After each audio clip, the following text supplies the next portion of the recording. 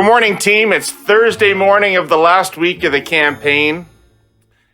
Early in the morning, and I'm joined here by Jenni Byrne and Scott Reid. You know them well. In fact, they're why you're here.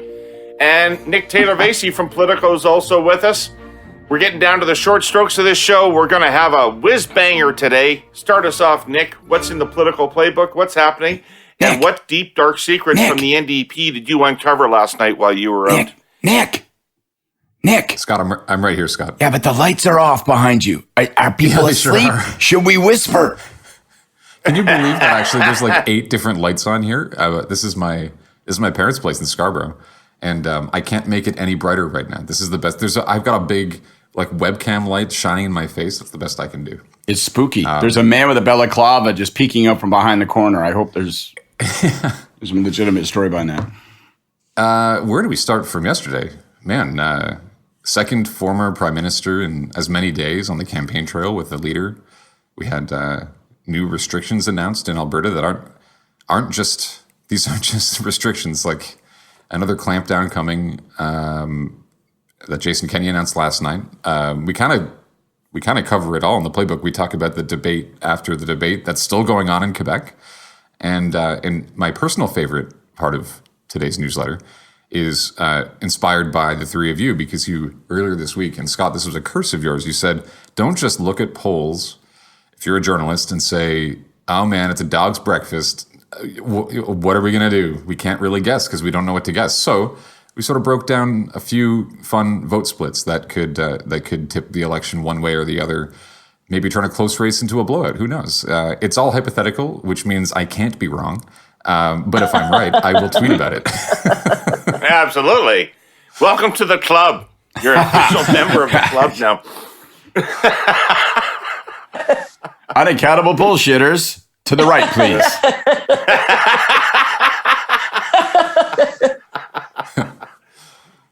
Where is everybody today, Nick? Where's everybody today? Trudeau, so he was in the Maritimes yesterday and ended up in Longueuil, Quebec, which I think is my favorite spelling of a place name in the entire country. I'll never be able to spell it from memory. I'll always have to Google it and copy it and paste it. But he wakes up in Montreal today. He's making an announcement this morning. Aaron O'Toole is in the Maritimes. He's in St. John. Back in 1985? Has he gone back to 1985? Yeah, exactly. He's campaigning with Elmer McKay, and they are excited. Big things going. He's finishing up the day in Truro, so a little bit of a New Brunswick, Nova Scotia swing. And Jagmeet Singh is continuing his bus tour of Southern Ontario today. He finishes in Kingston, which readers of the playbook will remember Scott Reid talking about, like that's been Liberal for a while, going back to 1988. In the middle of that tour down the 401, though, he's going to be in Oshawa. And everybody who knows anything about Canadian politics knows that the NDP savors the idea, salivates over the idea of winning in Oshawa, because that's Ed Broadbent's homeland. And it doesn't appear that that's in the cards this time. Who knows? But that's Colin Kerry conservative land, and Jagmeet Singh's not giving up. It's a little different. Colin's the class of 04. Like, we won that in 2004. Yeah. Absolutely, you did. That is very true. Oshawa's a little different than when Ed lived there. It's like me saying, I really want the Liberals to win Prelate because it's the Herle birth rate or something like that. It's a little different. And I think, in fairness to the NDP, they're aware of that, right? Like they're aware of it, but it is still like it is Mecca, and so if that were to flip, they would. That's victory, That's all they need. So the NDP is at the stage of the campaign where their target seats with 4 days left to go is Kingston and Oshawa. I was just going to say really the same. fucking weird. Yeah. What do they tell you about Kingston? What's like? What year did they have Kingston? What decade are they aspiring to? It's just removed from reality. I spent 6 years getting a very good 4-year degree in Kingston. I'm telling you right now, it's not going NDP. You just don't have enough zeal to win Kingston. If you had real zeal, you would win Kingston. I have zeal. It is true that the zeal is unlimited. It is true that it's unlimited, and no one can disprove that it's unlimited, because unlimited zeal is a one-man singular achievement. Absolutely. How can you find it? Little zeal, little allspice. You got yourself a marinade. Hey, Nick, thanks for the update today. It's really helpful. Appreciate it. Yeah, of course. See you next time. See you tomorrow. What happens at this point in the show? I think I put my head down, and then you guys sing softly until I snore. I'm fucking tired. I just want to say I'm tired. My kid got into bed with me and kept kicking me in the middle of the night. And then I dreamt that we were in a car together, David, and you took the visor, and you put it over the window. And for some reason, that caused an accident. And I was trapped in a very contained space. And I'm quite claustrophobic. And in my dream, I was freaking out because I couldn't move around. And I woke up and get back to sleep. And it's all because you were mad that the sun was in your eyes because of the stupid sun visor. So I hope you're fucking happy. I'm tired. Were we on our way to Hartford to see Farm Aid? Oh, man. I'd take that drive again in a heartbeat. What a blast. Give us Farm Aid in Hartford was unexpected. Enough of this foreplay, guys. Let's get it. Opium drip now, please. Drum roll. Liberals, 32. Conservatives, 30. NDP, 18. Green, 4. PPC, 8. Bloc, 6. Ontario, Liberals, 37. Conservatives, 31. NDP, 20. Greens, 4. People's Party, 8. Oh. Do you want Quebec? It's only 300 cases. Sure. Plus or minus 5 points. Sure. Give it to us. 34 Liberal. 20 Conservative. 12 NDP. 3 Green. 4 People's Party. 27 BQ. So they're holding that little tiny bump. I mean, according to these polls, which admittedly are that sample small, but it looks appears like to have stopped. Yeah, but they're holding the it. BQ, but the surge appears to have stopped, and that may be a product of every other leader's craven weaseling in front of the Quebec electorate. I love Quebec. I hate the commission. Yeah, it was. You know that the numbers are showing something. They all stormed independently in their various cities to the microphones to say en français, "Vive le Québec." You are not racist, and it's racist to say you're racist. And we hate that. Please put away your pitchforks. That's right. Please put away your pitchforks and go back to your homes. Yeah, do not do that. Well, we're still on our perception versus reality frame here. But this one time, I'd like to take it in a different direction. Perception. Norm Macdonald was unyielding in his comedy, honest and brave. That made him more than hilarious. It made him relevant and revered by his fans, and especially his peers. The reality? Norm Macdonald was every bit of that, and more than my few words can capture here. So here comes the segue, as Norm would have warned you. The perception is that presenting sponsor Telus is a telco, a carrier that makes your smartphone connect.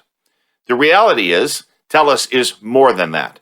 They are a global technology leader, innovating and investing in digital technology with social purpose. Telus Health is a perfect example. Canada's biggest and frankly most important IT healthcare provider. We all know how critical virtual healthcare has been for us this past 18 months. Canadians wanting to stay safe, but still needing to connect digitally with practitioners for diagnoses and treatment. The Telus MyCare app was, in a large way, responsible for that. With over 1 million downloads, it's already revolutionized virtual healthcare, making it easier and more accessible. And as 5G continues to roll out, Telus will keep investing to improve outcomes, to deepen healthcare integration with AI and the Internet of Things. That's how Telus differs from its competitors. Their priorities seem to be spending money on sports franchises and expanding their media properties. Telus would rather invest in key industries like healthcare and agriculture and more to make people's lives better. You can learn more about it all at telus.com. Jenny. This show is supposed to approximate the three of us sitting in a bar talking about politics. And if we were sitting in a bar and we had a drink in front of us, I would say, Jenni, how are you feeling about the Conservative campaign yesterday? Oh, well, I'd rather have a drink in front of me to answer that. Yeah. Yeah, it was a little bit, I'll be honest with you. I'm really not sure that what the strategy is. I've questioned the strategy at times. And as we've said, we're trying not to be assholes. Everyone on campaigns has a lot more information than us. We have the benefit of kind of looking at it from, 10,000 feet, having done it. But I actually don't know what yesterday kind of was all about. It's kind of back to this isn't your father's Conservative Party stuff. Which is evidently a slam towards Stephen Harper. I don't think people can take it any other way, because by saying that, they also brought out former Prime Minister Mulroney, who was the longest serving Prime Minister before Stephen Harper was elected. There was the blip of Kim Campbell for Conservatives, and so it seemed just a very bizarre strategy in terms of the messaging that Aaron has, because on top of it just being seemingly a slam to a very big segment of the Conservative Party, I actually just electorally don't understand what the strategy is. I can disagree with the strategy, but understand what the purpose is. With this one, I have no idea what the purpose is. The purpose, all it did was basically light up my phone, and I heard from people across the country going, "What the fuck is this all about?" If a repositioning like this was going to be successful, you cannot unveil it 5 days before the election. You cannot. This is a multi-month job of convincing people that things are different. Whether or not that was possible, I don't know. Whether or not this even makes sense is a debatable proposition also. But nonetheless, impossible to do in this amount of time. It screams desperation to me that they are seeing at least what Frank is showing us in terms of a slide in their fortunes. And it tells me that O'Toole made the calculation that I'm not going to be able to stay on as the leader of this party if I lose, no matter what my position is. So I'm going to throw a wild haymaker into the mix and see if I can win this election somehow. But I don't think that will work. I don't think that's the case. I don't see any evidence from the Conservative campaign that they think that if Aaron loses that he will have to step down. But I think that's, to me, it's becoming clearer and clearer that if there is not with a change of a direction in terms of where the party has been, to campaign so closely to the Liberals, to campaign so off of what you actually want a leadership race on in terms of carbon tax and other things. I'm not sure how. I don't doubt there's any appetite. And I also, obviously the Conservatives are not seeing what other people are seeing. So we've had this conversation that the PPC is, let's say with Frank's numbers, they're at 8%. Other polls, Nanos, I think, had them at 5 or 6%. So they are eating into that vote. And regardless of what the spin is, at least 75% of those voters are people that voted for the Conservative Party before. So I'm really, so the kind of tune of the campaign is even more perplexing to me. Scott A. Well, I thought that yesterday was a hat trick of shit for Aaron O'Toole. I really did. I thought it was a hat trick of shit, and he was pumping his arms as he scored on his own goal. And I think it's consequential for the campaign.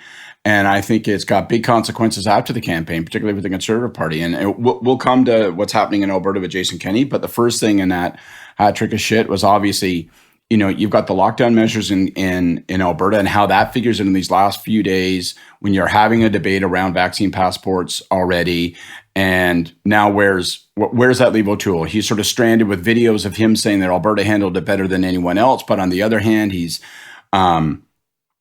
stuck saying that, no, I think people should be encouraged to vaccinate. But on the other hand, he's not even asking his own candidates to vaccinate. I just think all that is just pain for him.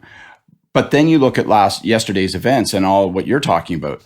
So, second goal, in his hat trick of shit is he brings out Mulroney. What's Mulroney say after it? The whole purpose of it is to say, listen, it's not your father's Conservative Party, not your grandfather's Conservative Party. And, the real Conservative Party is what? The PCs? Is that what he's saying? There's no reference to Harper. There's no presence of Harper. There is a presence of, it felt like, I'm not a Reform Party guy, but that felt like it was a thumb in the eye. And he explicitly asked people to look past Harper in his remarks in the afternoon. So that's he explicitly said, I know you haven't liked this party in its recent incarnations.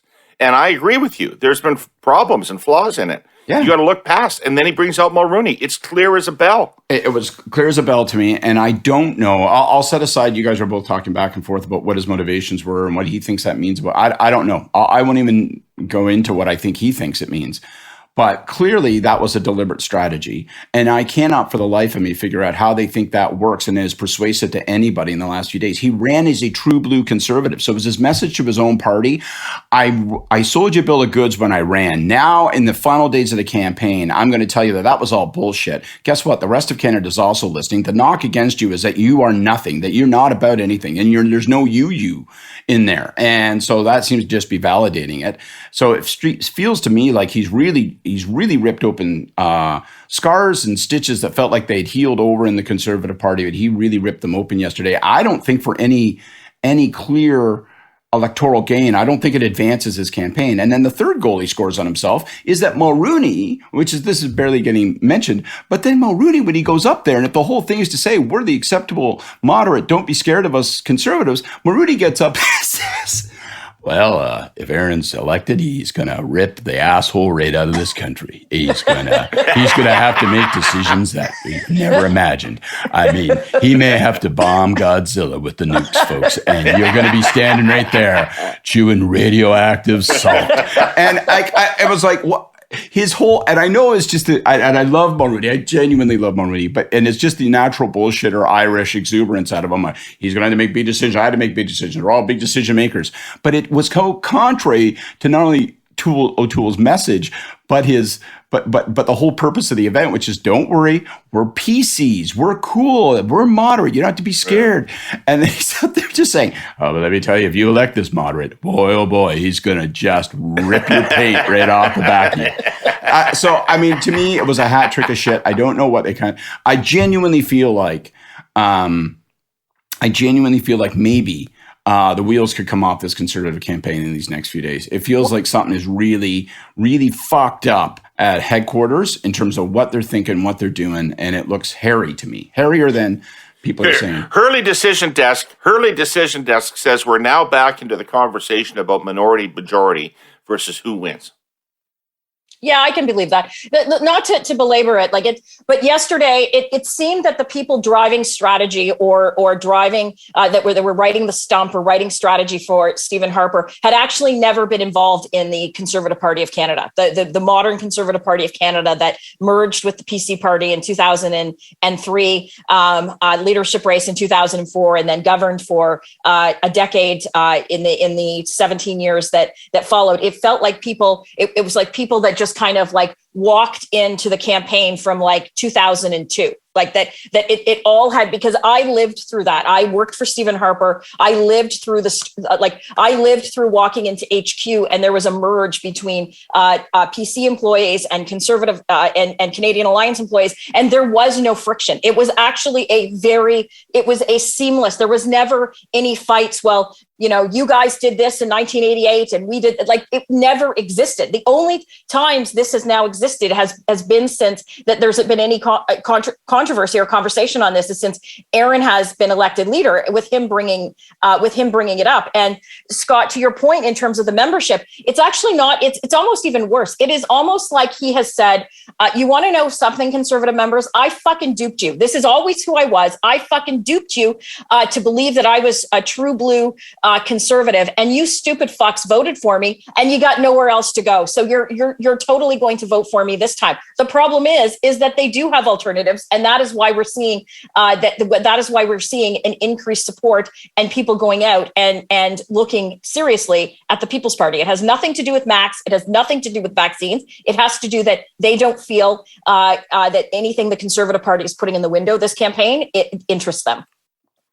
It feels like his position on carbon pricing, like yesterday, Yesterday, he basically acknowledges that he supports carbon pricing because he says, you know what, this Liberal thing's probably going to stay in place. And he doesn't sound upset about that or anything like that. It's like, I mean, people could take our crazy plan if they wanted to, but they're probably going to want to keep the Liberal plan. And that's fine. And that's fine. And that's fine with me. Who the fuck would take that plan? Who the fuck would take his plan over the Liberal plan? At least with the Liberal plan, I'll get like a $300 fucking check every 4 months in the mail. I don't have to like sit and go through like the Amway catalog to find out which color of bamboo straw I want to fucking buy. So it's literally like even like signature policy issues that he wasted a ton of fucking capital on within the party. He's like, yeah, it doesn't really matter anything to me, and frankly, probably not going to go ahead with it. It is astonishing. Like they put a lot of energy. It made me think of the GST, Scott. Scott, it made me think of the GST. We're going to scrap the GST. We're going to scrap the GST. We hate the GST, and it's bad for Canada, and we're going to scrap the GST. We're going to replace the GST. We're going to replace the GST with something better than the GST. It will accomplish the same thing as the GST, but it's better than the GST. We may still call it the GST. Yeah. We're going to keep the GST. We're going to keep the GST. That's the fucking line.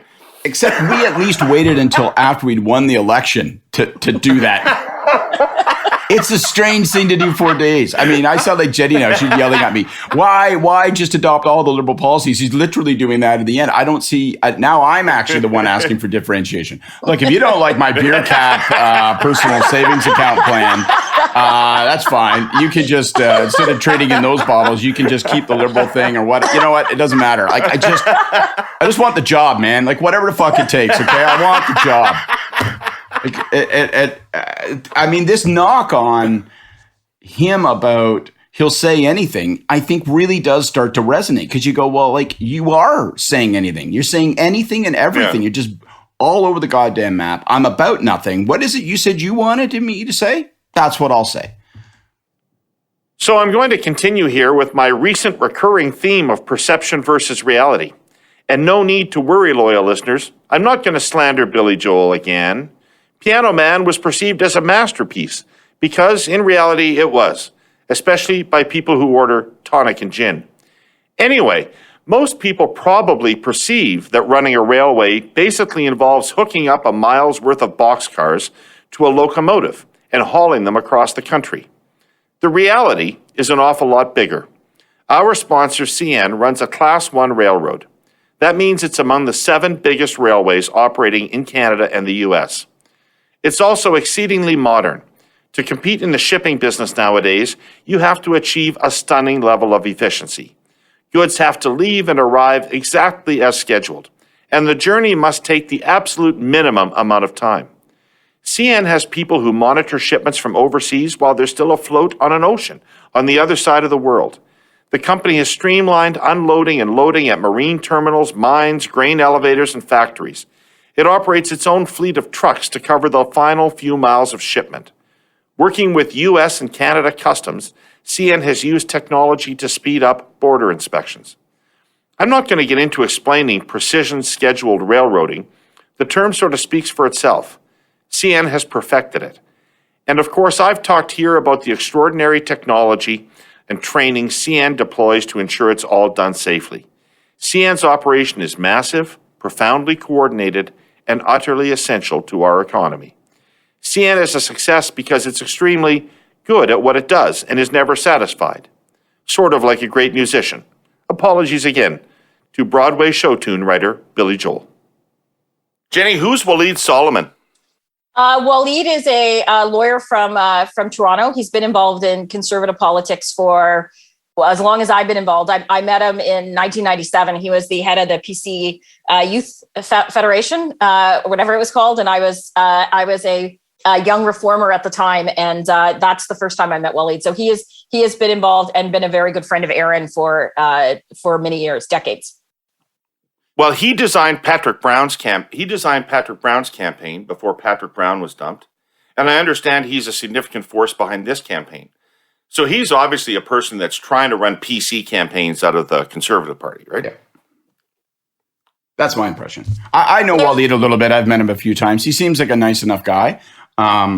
He's taken the party there. That's what he seems to try to do over and over, right? Well, for a lot of people that are working on Aaron's campaign are similar to worked on Patrick's campaign. Ah, okay. I always like that. By the way, David, I just want to say, like, as the three of us have worked on campaigns, supposedly behind the scenes and all that stuff, it's always a good sign when you've been working on a campaign and with 4 or 5 days left in the campaign, people in the public start saying, who's Scott Reid again? Who's like, if there's 4 days left before the vote and people start asking about, then that's like, you're like, I don't know Scott Reid. I don't know. Scott Reid, I don't know. I think I saw him in here one time. He's worked on something in 2004. Don't think it went well. No, don't think that guy's here anymore. Haven't seen that guy. Paulie, you won't see him no more. Yeah. So, David, I think your comment about I think it's safe to say it's going to be a Liberal government. It's just it's a matter of how much they win by. And I've been going by seat by seat by seat. That's one of the things I'm going to be doing this weekend, getting ready for Scott and I spending seemingly 18 straight hours on TV together. And I'm doing none of that work. I'm like lining up. I've got like a joke book from 1957. That's what I'm taking for research. You can. Wait a second. I've got to break it to you. Just so you have the weekend to get this. You're on TV for 7 minutes. You're there for 18 hours. Fair. True. Fair. And Scott, you can copy my homework. I'll show you. So I've been doing kind of deep dives of ridings, and it's kind of it's the comment that I heard from a candidate a couple of weeks ago that national polls are not indicative of what's actually happening on the ground, and it's ridings like that I brought up, riding like West Nova in Nova Scotia. We won that last time. Chris D'Autremont was a cabinet minister for the PC government under Rodney MacDonald. He won with 39% of the vote. Liberals got 36% of the vote. Green Party got 13% of the vote, and they're not running a candidate there in this election. And so there are very unique, interesting riding by riding situations that involve the collapse of the Greens or the increase of PPC that I just don't think that people fully comprehend how this could literally be a riding, more so than any political campaign I've run, been part of, or watched before. You know who's got to be feeling good these days right now is anybody running for the Liberals or the NDP in urban Alberta who thought that they were in the game, at all, because I assume, you guys tell me differently, I assume the People's Party vote's going to soar in Alberta. Well, I've spoken to friends in Alberta who are running campaigns, and there's a lot of purple signs, and there's also a lot of support in different areas for Maverick. You've also even got the weird riding of Banff Airdrie. Blake Richards is the Conservative MP, and there are a lot of Derek Sloan signs, I'm told, on the drive from Calgary to Cochrane. And so I think Alberta is going to be a very interesting one to watch. And Alberta's we also have a bit of an issue in Alberta because in terms of modern campaigning, Alberta's never really been a focus. Like, it's never been a target. Like, the campaign managers can go out, buy a box of Timbits and some coffee, and people come in, grab signs, and it happens. It's not like kind of the Ontario ridings from 2004 onwards, where we were scraping and list management and recruiting of volunteers. And so when the Alberta campaigns kind of find themselves in a bit of a fight, they are at a disadvantage that our campaigns in other parts of the country might find themselves. Jenny, in the 70s, when Pierre Trudeau would call a federal election, was the time at which all the Quebec Liberal MPs would take their vacation. Literally, would go on vacation for the first 2 weeks of the election campaign because there was no contest. They didn't have to be in their ridings or doing anything. So when Mulroney came along and finally offered up a challenge in 84, there was literally not even any muscle memory about how to run a campaign in Quebec for the Liberal Party. No idea. So we are almost out of time, and it doesn't feel to me like we can go through this show without at least a quick word on Alberta. Jenny, what did you think about last night? And do you think it has any political implications right now? I'm not sure it has political implications for the federal campaign. I know I've heard a lot about that. I'm not sure that it actually does. It definitely has political ramifications for Jason. There's more and more rumors that he's kind of on the wrong side of caucus. Both those that are favoring the vaccination passport, those that aren't. He's kind of in the middle here. He's been very quiet during the federal campaign. Rumor has it is because Aaron asked him to. Although if I was Jason Kenney, I would have said to Aaron O'Toole, "Go fuck yourself. This has nothing to do with you." But this is going to continue to be Jason's. This is going to be a problem, and a lot of it is politics. And I'm not. Jason is a friend of mine, but a lot of it is politics. If you look at the vaccination rates, Alberta and BC are identical in terms of their vaccination rates. Actually, Alberta is just a percentage or two higher in terms of people that are fully vaccinated, and they're 3% higher in those that are partially vaccinated. So, anyways, it's a rough day for my friends in the Kenney government today. Scott, you got a different? I think it's going to be consequential.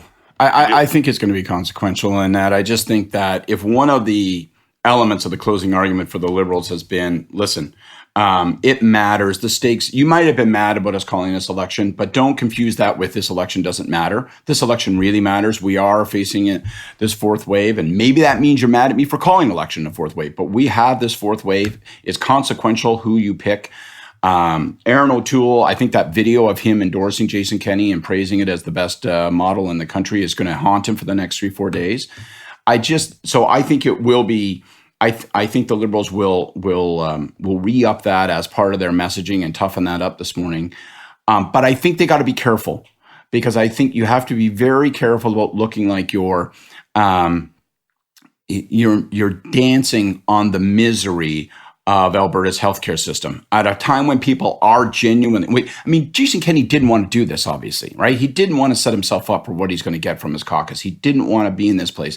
But when the hospital administrators and doctors, he didn't want to do it yesterday for sure. He would have liked to wait till after Tuesday to do it if he possibly could have. And it was almost like Hinshaw. He either had to do this or Hinshaw had to be fired. And it was just so you're in a situation now where you didn't want to do this, but your healthcare system is buckling. And I think the Liberals have to be very careful not to overplay this and look like they're trying to be celebratory and exploitative and politically delighted about this turn of events, because it does equal real suffering. So there's a tone issue. There's a how far do you take it issue. There's all those things where you're going to have to show good taste on this and got to be a little bit careful, I think. But I think it's a damning thing. I think it is a damning thing when, part of the message has been, look, it matters who you pick. And I think last night was a pretty significant demonstration of that.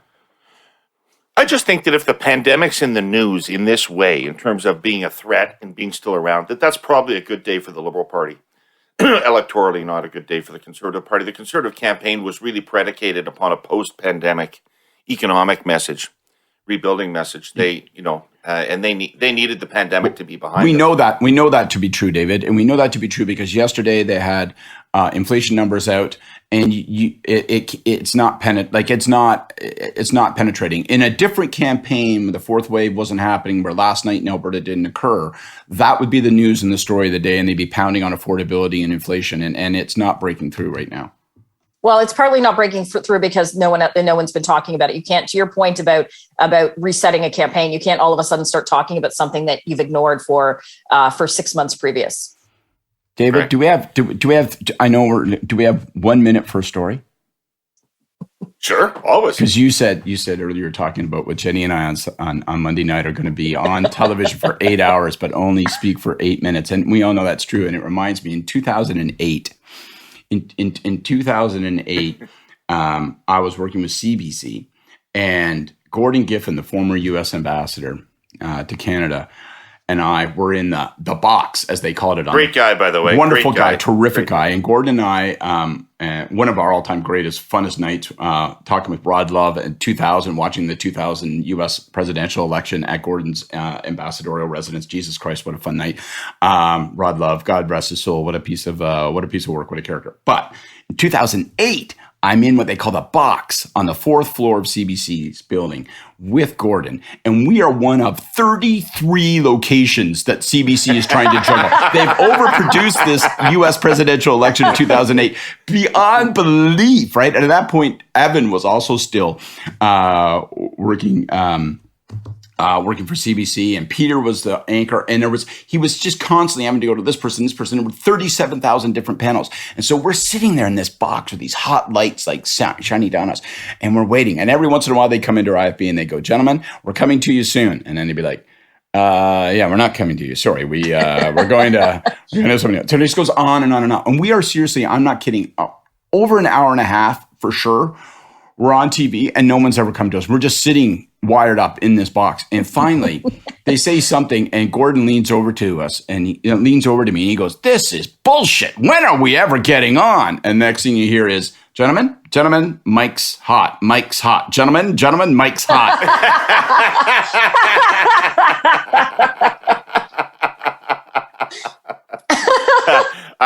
I'm sure that didn't bother Gordon at all. All right. Quick curse. Who's got a quick curse? My quick curse is to all of the local campaigns out there. Start ignoring your war rooms. I say this start ignoring your war rooms. If they're not sending you volunteers, if they're not sending you help, just do your own thing. And the only thing you can do right now is get your vote out. It is literally the only thing that matters. Nothing else is going to change things except dragging your supporters out to the doors or out to the polls. My quick curse is offered up with regret and reluctance, but I'm going to offer up my curse to my friend Dominic LeBlanc. I love Dominic. He's one of my very favorite people in politics, certainly one of my favorite people on the planet to spend a night with. He is hilarious and smart and fun to be around.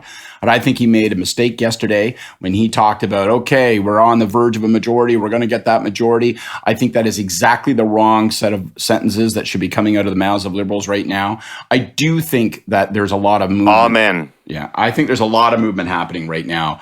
But boy, oh boy, treat that little bit of enthusiasm, hubris, whatever you want to call it, treat it like oversized luggage, man, and check it. Check it until this fucking flight has landed, because it really, nothing will turn off voters. It is like 2004. If people don't think you're winning, they'll vote for you. If they think you're winning, they will not vote for you. Do not tell people you're winning. Do not tell people you're winning big. Do not tell people that you got one over on them. That is not going to be well received. All right, perfect. My curse is a follow-up to that, which is Liberals, do not take your foot off their throat until Tuesday. Don't pull the negative off the air. Don't stop anything you've been doing. It's what's working. No victory laps of any kind in these last 4 days. Right, drive it hard, right to the end. Negative. All right, folks. Thank you for listening. We had fun today, surprisingly, and I want to thank our. I thought Nick was going to come on and say, "Here, I have a message for all three of you. Eat shit, assholes."